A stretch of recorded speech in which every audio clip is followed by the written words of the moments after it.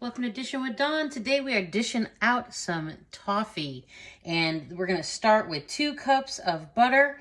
You can do salted or unsalted. You control what you want to do there. If you do unsalted, please make sure you add about a 1/4 teaspoon of salt to the mixture as you go.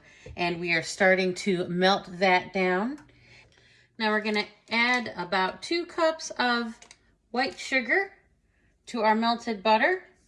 And we're going to increase that medium-low heat up to a good solid medium.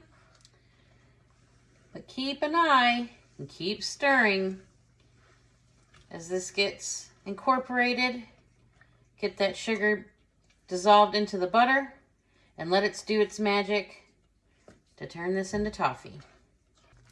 As it starts to boil, just keep an eye, stirring occasionally and very gently, and wait for it to get to more of an amber color.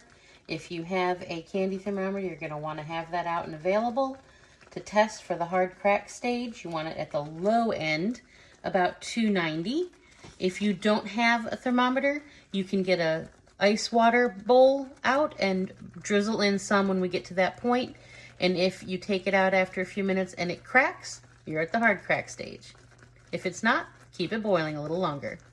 All right, we're at about 290 degrees on our candy thermometer. And now we're going to pour it on top of our parchment paper. Don't worry about getting it spread perfectly right now. Just pour it out of the pan, nice and easy. Remember, this is almost 300 degrees, so you're not going to want to mess with it too much. All right. And just get it spread a little up to your corners. If you'd like, you can just leave your toffee as it is. Let it just cool down in room temperature. Or you can put some chocolate chips over it. And you're going to let this just sit for a little while. And let that go ahead and get soft. And then we'll go ahead and get it spread across the toffee. Then you go ahead and take your offset spatula and smooth out all those chocolate chips over the toffee. As you can see, I'm only doing half of mine with chocolate. And the other half I'm going to leave plain. And it does a great job smoothing out for you.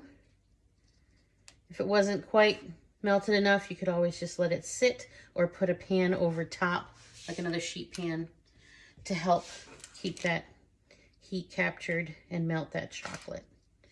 And now it's beautifully spread. And if you want to make it a little more festive, you can go ahead and add some sprinkles over top.